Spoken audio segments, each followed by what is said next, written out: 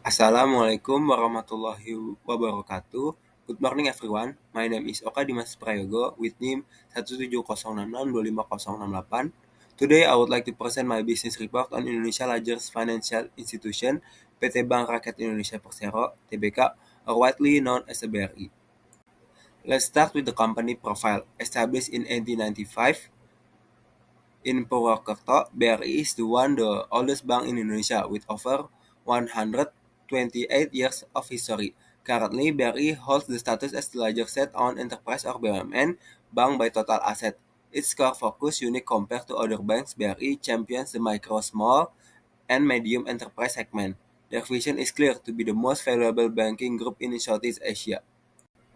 BRI is more than just a traditional bank.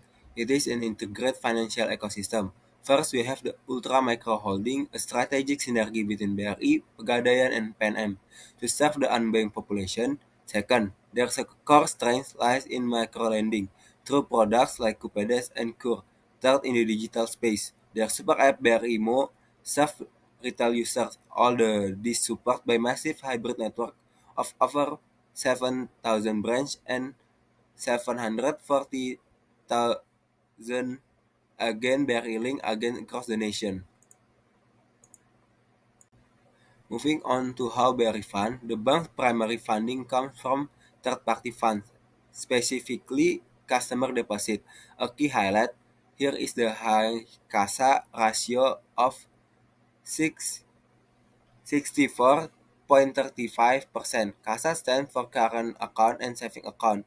A high ratio means Berry has access to low-cost funding, which is highly profitable regarding ownership. The government of Indonesia holds the majority shares, while the remaining is held by the public.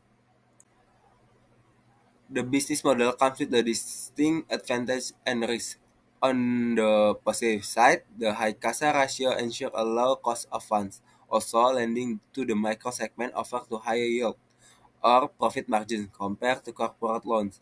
However, there are risks. The micro segment is sensitive to economy downturns, creating a potential credit risk. Additionally, BRI must manage the operational complexity of maintaining such a vast network of physical, agent, and digital channels.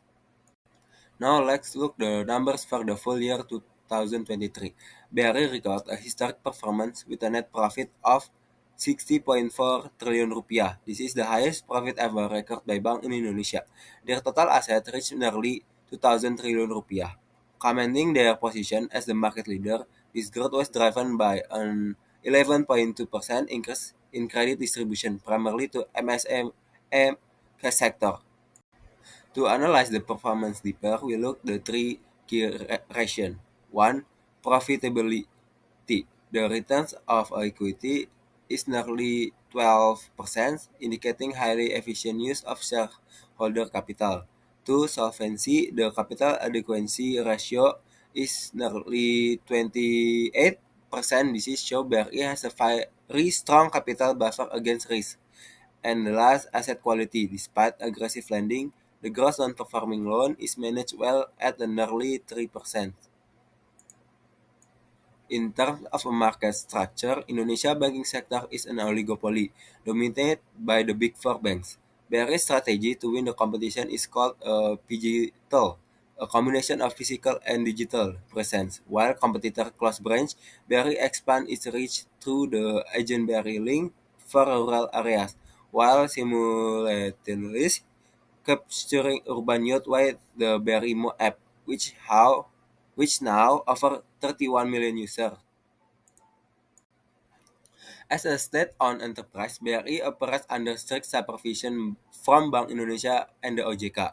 BRI plays a strategic role as a government agent of development, being the primary distributor of subsidy credits known as a KUR. Visually, BRI is a major contributor to the state revenue. They pay a 22% corporate tax rate and distribute significant dividend to the government, directly supporting the national budget.